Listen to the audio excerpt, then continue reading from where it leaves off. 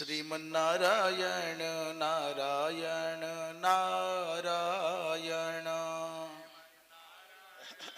नारायण नारायण भजमन नारायण नारायण नारायण भजमन नारायण नारायण नारायण बोलो नारायण नारायण नारायण बोलो नारायण नारायण नारायण गाओ नारायण नारायण नारायण गाओ नारायण नारायण नारायण श्रीमन्नारायण नारायण नारायण श्रीमन्नारायण नारायण नारायण भजमन नारायण नारायण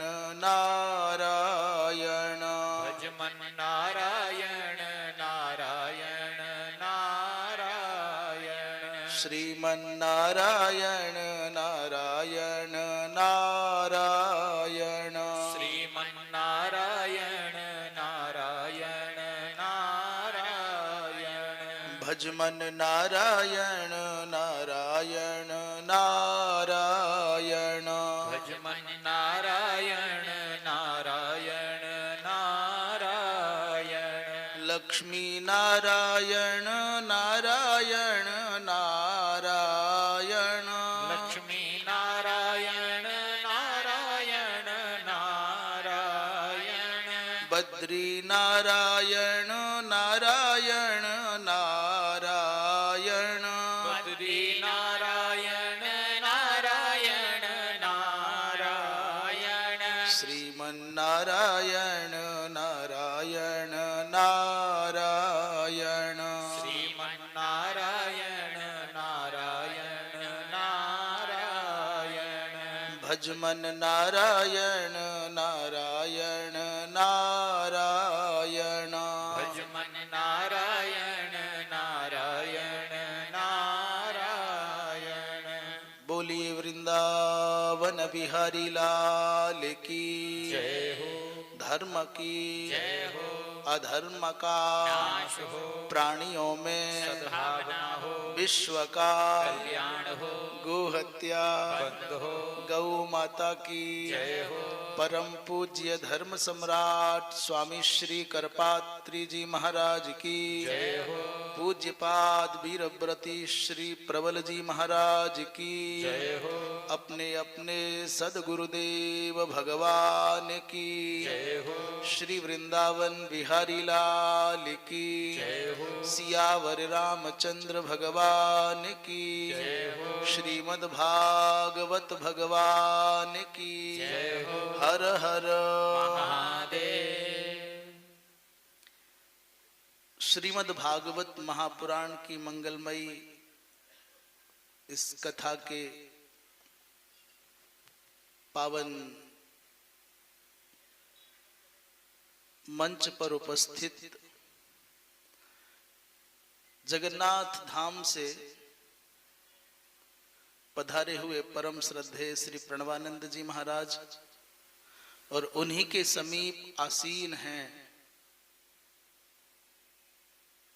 शास्त्र निष्ठा के अप्रतिम प्रतीक के रूप में जिनका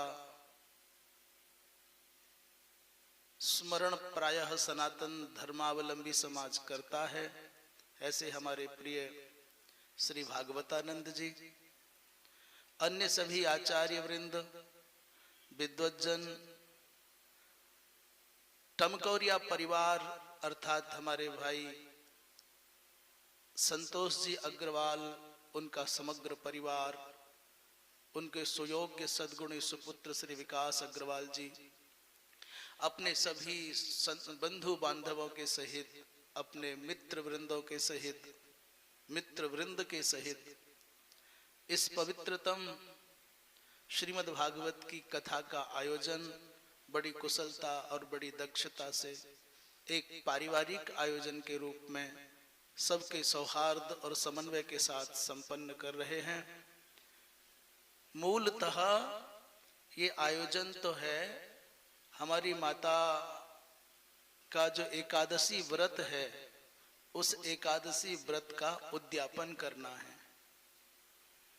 अब एकादशी व्रत का उद्यापन करना है देवोत्थापनी एकादशी पर, और उसमें भगवान नारायण के साथ तुलसी विवाह संपन्न करना है। तो सच्ची पूछो तो भगवान नारायण का तुलसी के साथ विवाह संपन्न होना है, उसी की प्रसन्नता में ये भागवत जी की कथा हो रही है। मूल भाव तो ये है।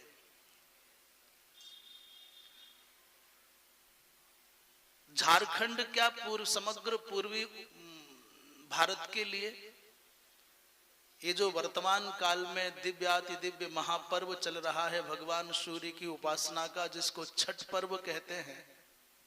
और पर्व कहना तो एक सामान्य बात है, ये तो आराधना है, उपासना है, और बड़ा कठिन व्रत है, बड़ी पवित्रता से संपन्न किया जाता है। इस छठ पर्व की, भगवान सूर्य की आराधना के पर्व की समग्र सनातन धर्मावलंबियों को, सूर्योपासकों को बहुत बहुत शुभकामनाएं देते हुए, यदि झारखंड की भाषा में कहें तो जोहार।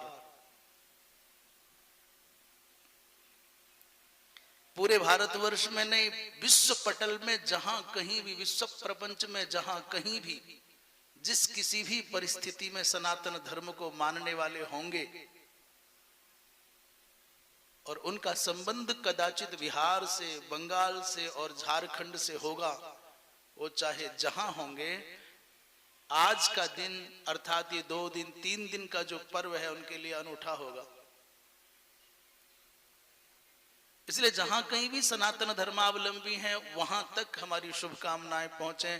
उन सब का पावन स्मरण करते हुए एक हमारे डॉक्टर गुणप्रकाश चैतन्य जी महाराज रामगढ़ चूरू में श्रीमद् भागवत की कथा कर रहे हैं, और बड़ी अद्भुत वहां भी कथा संपन्न हो रही है, और यहां भी कथा श्रवण आप कर रहे हैं। समर्थश्री यूट्यूब चैनल के माध्यम से संदेश पहुंच रहा हो, अथवा साधना गोल्ड के माध्यम से ये संदेश पहुंच रहा हो, अथवा ईश्वर चैनल के माध्यम से ये पूरे देश में, पूरी दुनिया में जहां कहीं भी भगवत कथा रस रसिक बंधुजन है वहां तक ये संदेश पहुंच रहा हो। ये माना कि हम और आप आमने सामने नहीं हैं, परंतु जो लोग समक्ष बैठ करके कथा का लाभ ले रहे हैं वो बड़भागी हैं, परंतु जो लोग अपने दैनिक व्यस्तताओं से समय निकाल करके किसी भी माध्यम से भागवत कथा का रसपान कर रहे हैं, वो भी निश्चित रूप से अभिनंदन के पात्र हैं। उन सब के प्रति शुभकामनाएं व्यक्त करते हुए श्रीमद् भागवत की इस मंगलमयी द्वितीय दिवस की कथा में प्रवेश करते हैं। बोलिए वृंदावन बिहारी लाल की, हर हर। और उसके झटिति अनंतर साक्षात भगवान पधार गए। भगवती माँ राजराजेश्वरी लक्ष्मी के साथ में भगवान पधारे, ब्रह्मा जी महाराज ब्रह्माणी जी के साथ भगवान शंकर पधारे हैं। बड़ा दिव्य भाव से भगवान के सम्मुख संकीर्तन आरंभ हो गया है। जो दारिद्र्य दुख ज्वर से दग्ध हैं, जो माया पिशाची से परिमर्दित हैं, जो संसार सिंधु में डूबते हुए पार जाने की भावना रखते हैं, उनको भागवत की शरण में आ जाना चाहिए। इन्हीं शब्दों के साथ आज वक्तव्य को विराम। विलंब तो थोड़ा हो गया है, थोड़ा क्या खूब हो गया है। हमारे मध्य में हमारे अत्यंत प्रिय श्री भागवतानंद जी हैं। हम आपसे भी अनुरोध करेंगे, करें क्या, ये भागवत की कथा ऐसी सरस है और भागवत जी सम्मुख रखी हो तो ये भी अच्छा, ये भी अच्छा, ये भी अच्छा। जैसे लोभी व्यक्ति, उसको बस चले तो 100 हाथों से सब समेट ले, ठीक वैसे ही भागवत की कथा के विषय में मन ललचाता है, ये भी कह दिया जाए, ये भी कह दिया जाए। तो विलंब के लिए भाई क्षमा है। हमारे मध्य में श्री भागवतानंद जी हैं, आप उनके पवित्रतम भावों का श्रवण लाभ लें। श्रीमन्नारायण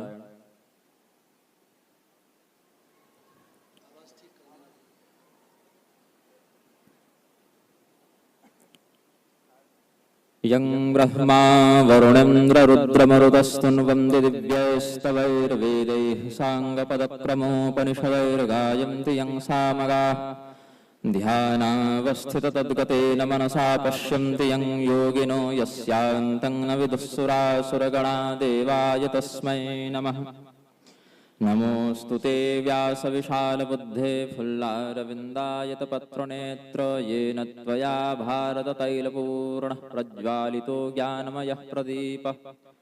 एकाक्षं हेतिराजासि वरदभिभवं तीक्ष्णशूलं दधानं सर्पस्थं शङ्कुकर्णाष्टचरणसुचतुर्दष्टभूषं द्विजिह्वं दुष्टानां निग्रहार्थं प्रलयगतिचतुष्चण्डदोर्दण्डभूषं तं वन्दे कोटिसूर्यप्रतिमबलधरं दण्डनारायणाख्यं।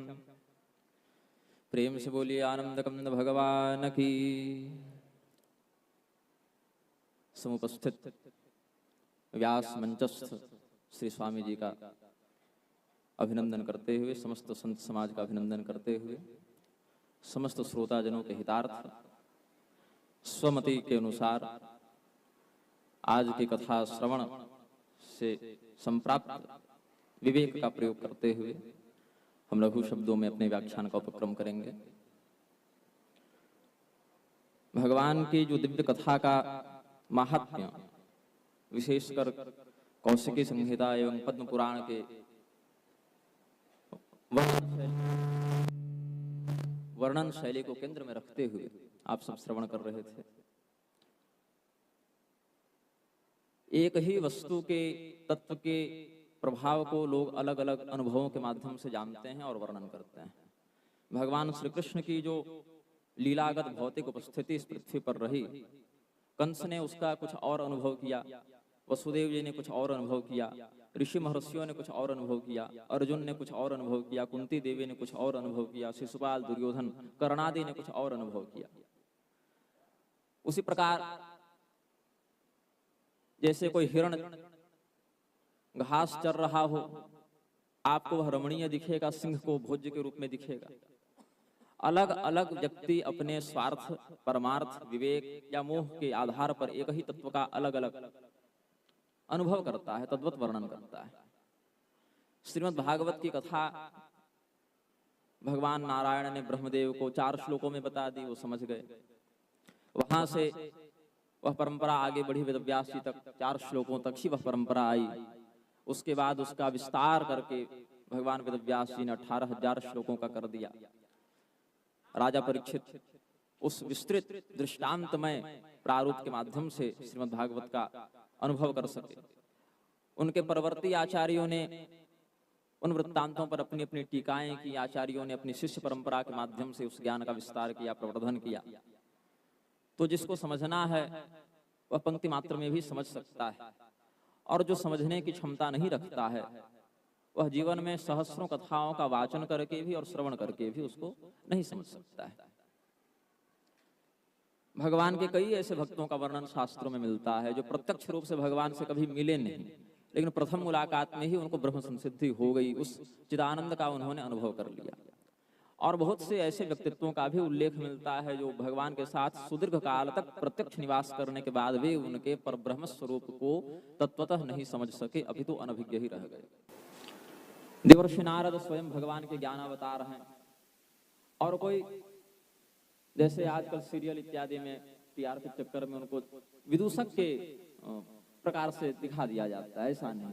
5 वर्ष के ध्रुव को, प्रहलाद को अपने पारिवारिक परिस्थिति के प्रतिकूल होने के बाद भी उन्होंने अत्यल्प काल में भगवत संसिद्धि करा दी। उनकी गुरुता का स्तर क्या होगा, उनके मार्गदर्शन की शैली क्या होगी कि अबोध बालकों को, जिनको ढंग से वर्णमाला का भी बोध संभवतः कदाचित न हो पाया हो उस अवस्था में, लेकिन एक मंत्र से, एक पद्धति से, एक ध्यान से भगवान से सीधे विनियोजित कर दिया, और ऐसा विनियोजित किया कि इंद्रादि देवताओं का प्रलोभन और दुर्दांत दैत्यों का प्रताड़न भी उनको भगवत भक्ति से विमुख नहीं कर सका। ऐसे गुरुओं के भी गुरु देवर्षि नारद जिन भक्तों का नाम प्रतिदिन लेने का विधान है, जैसे विष्णु पुराण में, श्रीमद् भागवत में प्रहलाद जी का, ध्रुव जी का प्रातः स्मरण करने का विधान बताया गया है। उनका नाम स्मरण करने मात्र से भगवान की भक्ति जागृत होने लगती है। प्रेरणा के रूप में हम उनका संस्मरण करते हैं, उनका समादर करते हैं। उनके भी आराध्य भगवती पार्वती को भगवान शिव के प्रति विनियोजित करने में बहुत बड़ा हाथ रहा देवर्षि नारद का। ऐसे भगवान नारद भी कष्ट पा रहे हैं, अपने कारण नहीं अपितु दूसरे के कष्ट के कारण। भक्ति भगवती संसार का उद्धार करती हैं, लेकिन भक्ति भगवती जब स्वयं कष्ट का अनुभव करती हैं तो देवर्षि नारद की शरण में जाती हैं, उन्हें साधु कहकर संबोधित करती हैं, उनको पाप नाशक बताती हैं। भगवान की भक्ति से समस्त ज्ञाता ज्ञात अशुभों का शमन हो जाता है। लेकिन सर्व पवित्र कारणी भगवती भक्ति भी देवर्षि नारद के पास शरण की इच्छा से याचना करती हैं, निवेदन करती हैं। और देवर्षि नारद कोई मूर्ख नहीं, अल्पज्ञ नहीं, अतपस्वी नहीं, अन्य मनस्क नहीं, भगवान के बड़े एकाग्र चित्त एकनिष्ठ भक्त हुए हैं। पूर्व जन्म के भी जातिस्मर योगी रहे हैं। और इसमें तो भगवान, इस कल्प में तो भगवान के अवतारों में प्रधानता से उनका परिगणन हम करते हैं। गौण अवतार भी नहीं, मुख्य अवतारों में उनकी गणना। समस्त गुरुओं के गुरु भगवान सुखदेव जी ने श्रीमद् भागवत का ज्ञान कहाँ से प्राप्त किया? बोले वेद व्यास जी से प्राप्त किया। आवश्यकता नहीं थी, जानते थे तभी तो परिव्राजकत्व को धारण करके निकल पड़े। लेकिन फिर भी परमहंस संहिता में वह रस है, वह आनंद है जो योगियों को भी अपनी ओर आकर्षित कर ले। तो सुखदेव जी ने ज्ञान संशुद्धि के निमित्त शोधनार्थ श्री वेद व्यास जी से प्राप्त किया। वेद व्यास जी सर्वज्ञ हैं, फिर भी देवर्षि नारद से उन्होंने प्राप्त किया। देवर्षि नारद भी सर्वज्ञ हैं, किंतु सनत कुमार के माध्यम से उन्होंने पुनर्जागृति करवाई, लोक व्यवहार में उसको प्रतिष्ठित किया। परीक्षित को जब भगवान सुखदेव जी ने भागवत सुनाई तो 7 दिन क्यों सुनाए? उतनी अवस्था बची थी, उतनी आयु बची थी। अगर 5 दिन आयु बची रहती तो 5 ही दिन सुनाते। ये बात, ये जो हम मनुष्यों के लिए सप्ताह का अलग प्रकल्प बनाया गया, ये तो सनत कुमार के माध्यम से प्रकाशित हुआ। सप्ताह श्रवण विधि कुमारस्तस्य भास्कर। क्यों? हमारी अवस्था इतनी सुदृढ़ नहीं, हमारा वित्त इतना सुदृढ़ नहीं। विवाह यादृशम वित्तम तादृशम परिकल्पये। एक कन्या के विवाह में जितना खर्च हो जाता है, श्रीमद् भागवत में लगभग उतना खर्च हो जाता है। अब विवाह तो भाई रिक्शे वाले की कन्या का भी हो रहा है और चक्रवर्ती के कन्या का भी हो रहा है, तो स्व सामर्थ्यानुसार इसका अनुसंधान कर लेना चाहिए कि अगर कोई व्यक्ति अपनी कन्या का विवाह करे तो कितना अनुमान तक खर्च कर सकता। तो भागवत तो 10,000 में भी हो सकती है और 100 करोड़ में भी हो सकती है। वो तो व्यक्ति के ऊपर भगवान की संपदागत क्या कृपा है उसका चिंतन का विषय है। लेकिन ये सकाम बुद्धि से उसमें मुहूर्त शोधन करो, उसमें दिन शोधन करो, उसमें और भी प्रकार के वेदियों का निर्माण करो, और भी प्रकार के कर्मकांडी पद्धतियों का विस्तार करो। और निष्काम में कहो तो ध्यानांग नियमो नास्ति सर्वदा श्रवणम मतम। जिस भी क्षण भगवत कथा के प्रति चित्त का रुझान बन जाए वही क्षण मंगलकारी है। क्योंकि अगर वो क्षण बीत जाए शुभ मुहूर्त की खोज में, तो वो जो बीत गया वह पुनः वापस नहीं आएगा, वो आपका निवेश डूब गया। एक भी श्वास अतिरिक्त प्रकृति आपको कर्मफल के विरुद्ध जाकर प्रदान नहीं कर सकती है, उसकी व्यवस्था में वह नहीं है। तो परीक्षित जी के ऊपर सुखदेव जी की कृपा हो गई। सनत कुमार ने भी जो ब्रह्म तत्व का उपदेश देवर्षि नारद को किया, वो सनत कुमार भी अपने ज्ञान की संशुद्धि करते हैं। कहाँ से? तो सनत कुमार हनुमंतं पप्रच्छु। अथर्ववेद में जो श्री राम श्रुति है वहां पर कहते हैं कि हनुमान जी से उन्होंने ज्ञान प्राप्त किया। हनुमान जी सूर्यदेव के पास जाते हैं। सूर्यदेव इमं विवस्वते योगम प्रोक्तवान हम अव्ययम विवस्वान मन विप्राह मनुरिक्षाक विब्रवीत। सूर्यदेव को भगवान नारायण ज्ञान देते हैं। भगवान नारायण नानाविध अवतारों में वशिष्ठ, सांदीपनि, उपमन्यु, विश्वामित्र, अगस्त्य आदि ऋषियों से उस ज्ञान की संशुद्धि कराते हैं। और ये अन्य ऋषि महर्षि भी अपनी परंपरा में। तो ज्ञान तो सबों के अंदर पहले से, गुरु का कार्य बस अज्ञान के आवरण को मिटाना है। आवृतं ज्ञानमेव तेन, ज्ञान तो है लेकिन ढका हुआ है। कैसे? यथोल वेणावृतो गर्भस् तथा तेनेदमावृतम्। जिस प्रकार से माता के गर्भ में बच्चा है लेकिन जेर से ढका है, अंडे के अंदर जीव है लेकिन ढका है। अब जब तक वो अंडा प्राकृतिक रूप से विखंडित न हो, वह जीव बाहर न निकले, तब तक बाह्य जगत का अनुभव नहीं कर सकता। उसी प्रकार से प्रत्येक चेतन में वह तो ज्ञान स्वरूप ही है, लेकिन अविद्याग्रस्त होने से उसके ऊपर आवरण लग गया है। जिस प्रकार से कोई मणि, उसके ऊपर आप गंदगी लगा दें, कालिख पोत दें, कीचड़ लगा दें, तो उसका प्रकाश होने के बाद भी अनुभूत नहीं हो पाता। तो ज्ञान बाहर से नहीं आता, ज्ञान तो है, दर्पण है, उसमें प्रतिबिंब को जागृत करने की क्षमता है। किंतु ऊपर जो धूल की परत लगी हुई है उसको हटाने का कार्य गुरुजनों का होता है। वो जब हो जाए, अविद्या का शमन हो जाए, तो स्वांतस्थ ज्ञान स्वयमेव प्रकाशित होने लग जाता है। सनत कुमार के माध्यम से देवर्षि नारद ने जिस श्रीमद् भागवत का श्रवण किया, भगवती भक्ति को पुनः सुदृढ़ किया, भगवती भक्ति के साथ साथ ज्ञान और वैराग्य की परंपरा को भी सुदृढ़ किया। देवर्षि नारद ज्ञान मार्ग से भी और भक्ति मार्ग से बड़े निष्णात हैं, सिद्ध हैं। भगवान के प्रति उनका दोनों संबंध है, भक्त का भी संबंध है और कहीं कहीं गुरु का भी संबंध है देवर्षि नारद। तो इस प्रकार से वैष्णवता का जो लक्षण है वह देवर्षि नारद में पूर्णतया घटित होता है। केवल भक्ति मार्ग से चले, ज्ञान क्षीण हो जाए तो भी भक्ति प्रसन्न नहीं होती।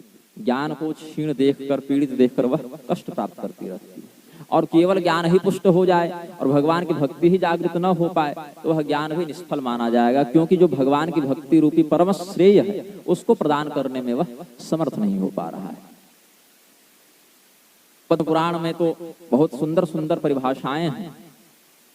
सर्वम विष्णुमयम जगत वासुदेव सर्वमिति, भगवान नारायण एको विष्णुर्महद्भूतम पृथक भूतान्यनेकशः इत्यादि जो अन्यान्य शास्त्रों में वर्णित बातें हैं, उन्हीं के आधार पर प्रत्येक देवता में, भगवान शिव में, भगवती दुर्गा में, भगवान गणपति में, भगवान सूर्य में, ये देव मूर्तियों में, और थोड़ा और ऊपर चले जाएं तो प्रत्येक चराचर मूर्ति में भगवान नारायण का अनुभव करने वाला, अभेद बुद्धि से चिंतन करने वाला व्यक्ति तो परम वैष्णव है। वैष्णव तो वह है जो भगवान विष्णु में भक्ति रखता हो, यह तो है ही बात। पंच संस्कार से युक्त हो, वैष्णव आगम विशेषज्ञ हो, ये सब तो है। किंतु सभी देव मूर्तियों में भगवान विष्णु का अनुभव करके अभेद बुद्धि रखने वाला व्यक्ति परम वैष्णव है। ऐसा भी पद्म पुराणों महात्म्य आदि में, विस्तृत महात्म्य आदि में वर्णन है।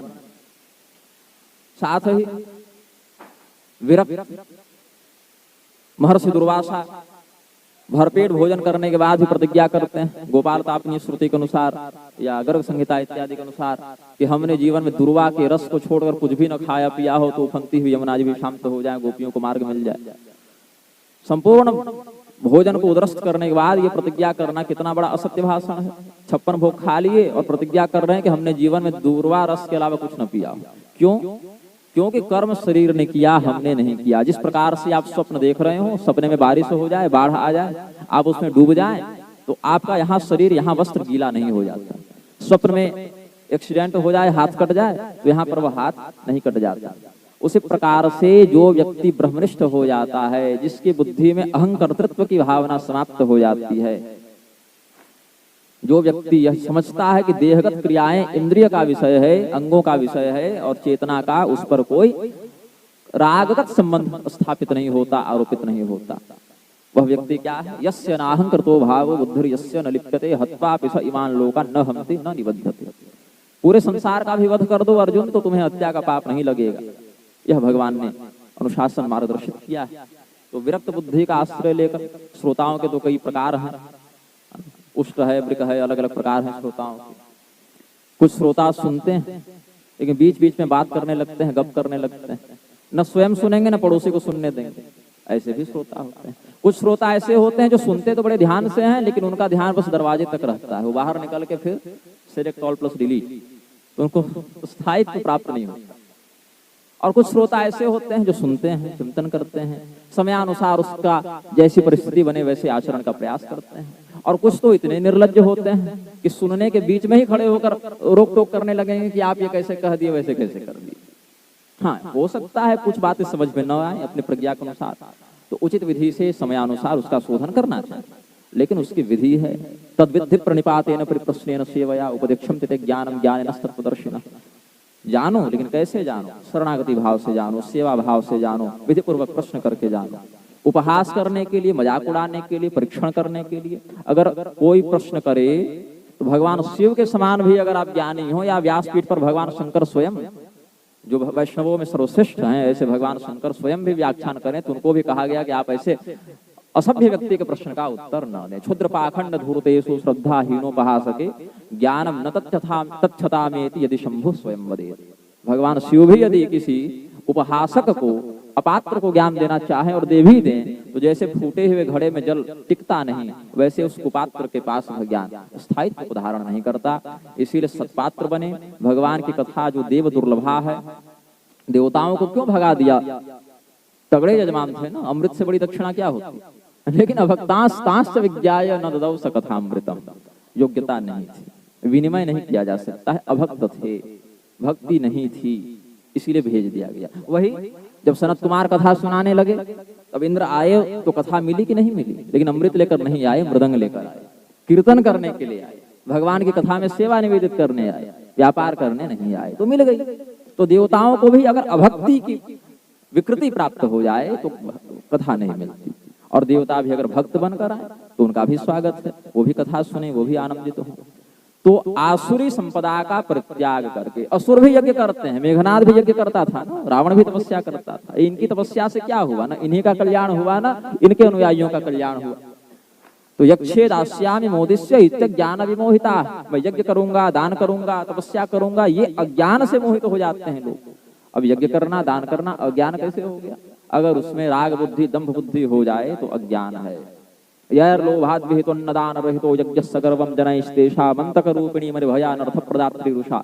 रुद्रयामल तंत्र में भगवान शिव भगवती चंडिका की स्तुति में कहते हैं, यज्ञ करने वाला भी मरता है, नहीं करने वाला भी मरता है। अब नहीं करने वाला तो इसीलिए दंड पाता है कि वह सक्षम होने पर भी यज्ञ नहीं कर रहा है, दान नहीं कर रहा है, लोभ के कारण वह अपने धन को कुछ बचाना चाहता है। जैसे कोई किसान अपने बीज को बचाने के लिए अगर बोरे में बंद रखे तो वो बीज अस्थायी नहीं होगा, लेकिन उर्वर भूमि में अगर उसका वपन कर दे, उर्वर भूमि में अगर किसानी खेती कर दे तो वह बीज सहस्त्र गुणित होकर पुनः प्राप्त हो जाएगा। तो मूल भी बच गया और उसका विस्तार भी हमने कर लिया। इसी प्रकार से वह कर्म बीज जो सत्कर्म हो या दुष्कर्म हो हमें कई गुणित प्राप्त होता है। यह भी आज के द्रौपदी दुर्वासा प्रसंग में आपने श्रवण किया। और जो व्यक्ति यज्ञ नहीं करता, दान नहीं करता, लोभवशात अपने धन को बचाने का प्रयास करता है, वो तो दंडित होता है। लेकिन जो दंभ पूर्वक करता है, अहंकार पूर्वक करता है, प्रदर्शन पूर्वक करता है, वह भी दंडित होता है। वह अपना नहीं कर रहा, वह अपना ऋण चुका रहा है। देवताओं के माध्यम से जीवन के उपभोग के लिए, जीवन को बनाए रखने के लिए उसको जो संसाधन प्राप्त हुए हैं उनको बिना दिए, बिना अर्पित किए अगर उपभोग कर ले तो सस्तेनो दंडमर्हति का भी अनुशासन। वह चोर है, उसको दंड मिलना चाहिए, क्योंकि वह अपना वायु निर्मित करके श्वास नहीं ले रहा, अपनी पृथ्वी का निर्माण करके जीवन नहीं यापन कर रहा, अपना जल निर्माण करके नहीं पी रहा। ईश्वर प्रदत्त संसाधनों का जीवन में उपभोग करके भी ईश्वर के प्रति स्वत्व का, या कहें तो ईश्वर का ही प्रदत्त जो संसाधन उसको निवेदित करने का भी औदार्य जिसमें न हो, उसको शास्त्र ने चोर ऐसा कहा है, वह दंडित होता है। तो जो भी अनुष्ठान है, जो भी कृत्य है, भगवत कृत्यर्थ और भगवत प्रायोजित, भगवान ही करवा रहे हैं और भगवान की प्रसन्नता के लिए किया जा रहा है। यह अत्यंत पवित्र दुर्लभ कार्तिक मास है, भगवान को अत्यंत प्रिय है। स्कंद पुराण आदि में, भविष्य पुराण आदि में इसकी बड़ी महिमा गाई गई है। आपको जो वक्ता के रूप में महानुभाव प्राप्त हुए हैं वो भी धर्मशास्त्र की परंपरा के अन्यतम महापुरुषों में परिगणित हैं। ऐसे मैं किसी के मंच पर जाना पसंद नहीं करता हूँ, क्योंकि पता नहीं वो कब क्या कह दें और कब कौन सी बात कहाँ पर विरोधाभासी हो जाए, क्योंकि मेरा स्वभाव थोड़ा सा समाज में बदनाम है, विद्रोही के रूप में। लेकिन जब इनका निमंत्रण प्राप्त हुआ, कल हमें उज्जैन निकलना था और रांची के निकट बड़का कानस मेरी ट्रेन थी, लेकिन मैंने देखा वो धनबाद से ही होकर जाएगी, तो हमने कहा एक दिन के लिए सही, क्षणार्धम क्षेमार्थम केवत सुख गाथा तुलसुधाम। तो अगर एक क्षण के लिए भी वह प्राप्त हो जाए तो लपेट लो। यहाँ इतने बड़े लोभी बन जाओ, इतने बड़े लोभी बन जाओ कि अधिकाधिक उसको समेटने का प्रयास करो। तो हमने कहा एक दिन पहले ही आ जाते हैं, जबकि उसी दिन मैं छत्तीसगढ़ से लौटा था, विश्राम भी नहीं किया, अपना नित्याराधन किया और यहाँ पर मैं पहुंच गया। तो भगवान की कृपा से एक नहीं 2 दिनों का सत्संग लाभ मिल जाएगा। आज और कल दोनों की कथा तो सुन ही लेंगे, बाकी किस समय ऑनलाइन माध्यमों से कथा श्रवण का लाभ लिया जाएगा। और आप सब बड़भागी हैं कि प्रत्यक्षतः कथा श्रवण कर रहे हैं। और कथा की जो विशुद्ध परंपरा है उसको केवल सुनना नहीं है, अपितु संरक्षित भी करना है और भटकाव नहीं करना। देखिए भारतवर्ष तो ऐसा है जहां पर संत का वेश कालनेमी भी बनाकर घूम रहा था, लेकिन हनुमान जी ने क्या व्यवहार किया? प्रश्रय तो नहीं दिया ना, चरणों में लौट तो नहीं गए। और किंबा अगर भ्रमवशात भगवान मायावशात लौट भी गए तो जैसे उनको विवेक हुआ वो वहां से छूट भी गए, निकल भी गए।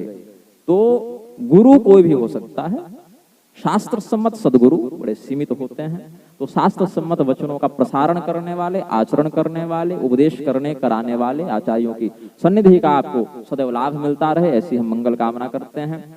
ये वा शक्तिपरायणा शिवपरा ये वैष्णवा साधवः सर्वस्मादखिलेशुराधिपमजं सेव्यं सुरैः संततं शक्तिं विष्णुधिया शिवं च सुधिया श्रीकृष्णबुद्ध्या च ये सेवन्ते त्रिपुरङ्कभेदमतयो गच्छन्तु मोक्षं तु ते बाह्यान्तरकला मध्ये भाण्डब्रह्माण्डचारिणीं विश्वदां त्रिगुणातीतां वन्दे निग्रहकारिणीं। प्रेम से बोलिए आनंद कंद भगवान की।